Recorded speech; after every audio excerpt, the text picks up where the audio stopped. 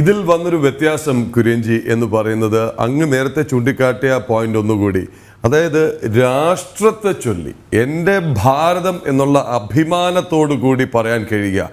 ഇവിടെ നിന്നുകൊണ്ട് പടിഞ്ഞാറ് നോക്കി അതാണ് മഹത്തരം എന്ന് വിശ്വസിച്ചിരുന്ന ഒരു സംസ്കാരത്തിൽ നിന്ന് മാറി എൻ്റെ ഭാരതം മഹത്തായ രാഷ്ട്രം എന്നുള്ള ആ ഒരു അഭിമാനബോധത്തോടു കൂടി മുന്നോട്ട് നയിക്കാൻ തുടങ്ങിയപ്പോഴാണല്ലോ ലോകം തിരികെ ഭാരതത്തെ ഉറ്റുനോക്കാനും ഭാരതത്തെ ക്ഷണിച്ച് ആനയിക്കാനും തുടങ്ങിയത്. അതല്ലേ ഏറ്റവും വലിയ ഒരു ക്വാളിറ്റി എന്ന് പറയുന്നത്? അത് തന്നെയല്ലേ?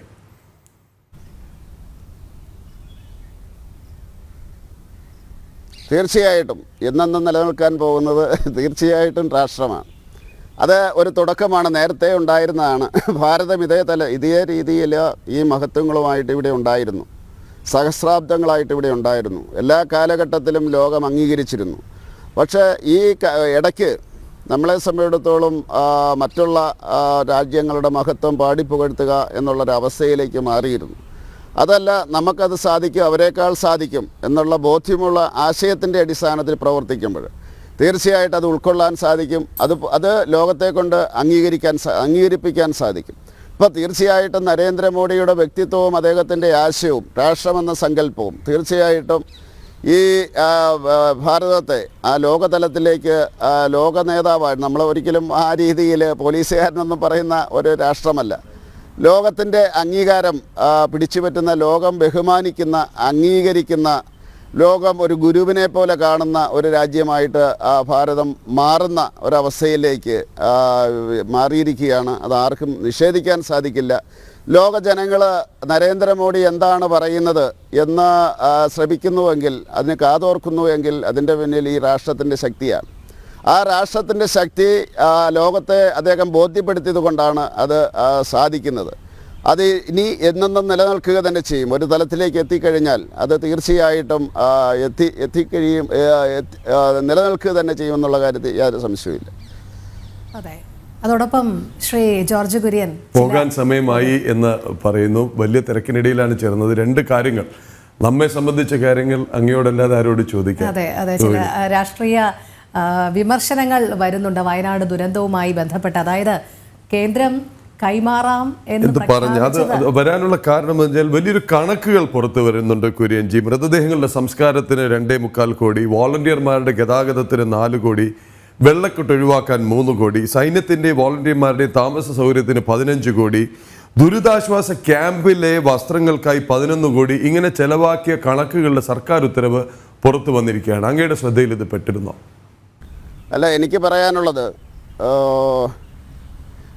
ദുരിതം അനുഭവിച്ചവർ, അതായത് ദുഃഖം അനുഭവിച്ചവർ, അവർ ഒരു നിസ്സംഗതയിലാണ് അതിനെയെല്ലാം ഇപ്പം നോക്കിക്കാണുന്നത്. കാരണം അവരെ സംബന്ധിച്ചിടത്തോളം ആ ദുഃഖം അത് ജീവിതത്തിലെ ഏറ്റവും വലിയ ദുഃഖമാണ്. ആ ദുരന്തത്തിൽ ഉൾപ്പെട്ടവർ തീർച്ചയായിട്ടും അവരെ കൂടുതൽ ദുഃഖിപ്പിക്കരുത് എന്നാണ് എനിക്ക് പറയാനുള്ളത്. എനിക്ക് അവരോട് പറയാനുള്ളത്, നരേന്ദ്രമോദി നിങ്ങളുടെ കൂടെയുണ്ട്, ഈ രാജ്യം നിങ്ങളുടെ കൂടെയുണ്ട് എന്നാണ് എനിക്ക് പറയാനുള്ളത്.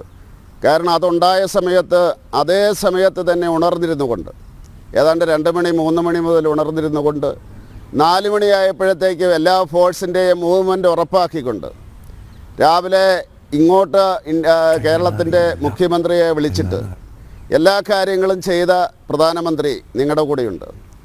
അതുകൊണ്ട് ഇങ്ങനെയുള്ള കാര്യങ്ങൾ നമ്മളെപ്പോഴും ശ്രദ്ധിക്കേണ്ടത് അവരെയാണല്ലോ. അവരെങ്ങനെ ചിന്തിക്കുന്നു, അവരുടെ മനസ്സിനെ കൂടുതൽ മുറിവേൽപ്പിക്കാൻ സാധിക്കുമോ അത്രമാത്രം മുറിവേറ്റ് കഴിഞ്ഞിരിക്കുന്നു. അതുകൊണ്ട് എനിക്ക് ഈ കാര്യങ്ങൾ എനിക്ക് പറയാനുള്ളത്, വയനാട്ടിലെ ജനങ്ങളുടെ കൂടെ, ആ ദുരന്തം അനുഭവിച്ച ജനങ്ങളുടെ കൂടെ, ആ അവശേഷിക്കുന്നവരുടെ കൂടെ ഇന്ത്യയുടെ പ്രധാനമന്ത്രി ഉണ്ടാകും. നിങ്ങൾക്കുണ്ടായിട്ടുള്ള ആ മുറിവുകൾ അതെല്ലാം പരിഹരിക്കാൻ വേണ്ടി നരേന്ദ്രമോദി എന്ന് പറയുന്ന പ്രധാനമന്ത്രിയുണ്ട്.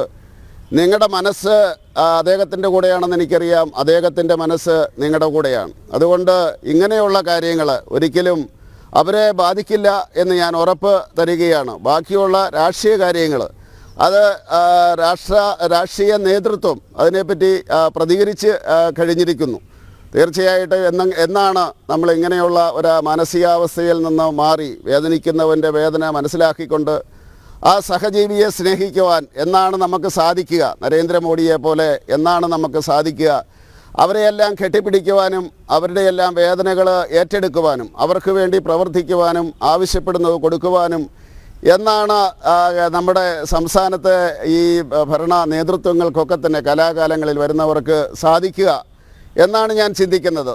തീർച്ചയായിട്ടും അവർക്ക് സാധിക്കട്ടെ എന്ന് ഞാൻ പ്രാർത്ഥിക്കുകയാണ്. ഏതായാലും വയനാട്ടിലെ ദുരന്തം അനുഭവിച്ച ജനങ്ങളുടെ കൂടെ നരേന്ദ്രമോദിയും ഇന്ത്യയുടെ സർക്കാരും ഇന്ത്യയിലെ മുഴുവൻ ജനങ്ങളും കേരളത്തിലെ ജനങ്ങളും ഉണ്ടാകും എന്ന് മാത്രമാണ് അതിനെപ്പറ്റി എനിക്ക് പറയാനുള്ളത്. അതുമാത്രമല്ല ശ്രീ ജോർജ് കുര്യൻ, വലിയ രീതിയിലുള്ള കുപ്രചരണങ്ങളാണ് നടത്തുന്നത്. അനുവദിച്ച തുക കൈമാറിയിട്ടില്ല എന്നതടക്കമുള്ള കുപ്രചരണങ്ങൾ, കേന്ദ്രം സംസ്ഥാനത്തിലേക്ക് കൈമാറിയിട്ടില്ല എന്നതടക്കമുള്ള കുപ്രചരണങ്ങളാണ് ഇപ്പോൾ നടത്തിക്കൊണ്ടിരിക്കുന്നത്. അല്ല, അങ്ങനെ ആരെങ്കിലും പറയട്ടെ, ഉത്തരവാദിത്തപ്പെട്ട ഒരാൾ പറയട്ടെ, അപ്പം ഞാൻ മറുപടി പറയാം. പ്രഖ്യാപനം മാത്രമേ കേരളത്തിലെ ഉള്ളൂ മുഖ്യമന്ത്രി പറയട്ടെ, അപ്പോഴാണല്ലോ ആ തലത്തിൽ മറുപടി പറയും. ശരി, എന്തായാലും അല്ല, ഞാൻ പറയുന്നത് അത് ഇന്ത്യയുടെ പ്രധാനമന്ത്രി പറഞ്ഞ കാര്യം അത് തെറ്റാണ്, അല്ലെങ്കിൽ അങ്ങനെ സംഭവിച്ചിട്ടില്ല എന്ന് കേരളത്തിൻ്റെ മുഖ്യമന്ത്രി പറഞ്ഞാൽ അതിന് മറുപടി പറയാം. അല്ലാതെ മറ്റ് കാര്യങ്ങൾക്ക് മറുപടി പറയുന്നത്, ഞാൻ പറഞ്ഞല്ലോ, ഇതിൻ്റെ പ്രധാനപ്പെട്ട കാര്യം അവരുടെ വേദനയാണ്, അവരുടെ പ്രശ്നങ്ങളാണ്. അവരോടൊപ്പം അവരെ ചേർത്ത് നിൽക്കുക എന്നുള്ളതാണ്, അവരെ കൂടുതൽ ദുഃഖിപ്പിക്കാതിരിക്കുക എന്നുള്ളതാണ്. അപ്പോൾ അതുകൊണ്ട് ഞങ്ങളുടെ പേരിലാണല്ലോ എന്നവർ ചിന്തിക്കരുത്. അപ്പോൾ അതുകൊണ്ട് ഉത്തരവാദിത്തപ്പെട്ടവർ പറയട്ടെ, അപ്പോൾ മറുപടി ഉണ്ടാവും.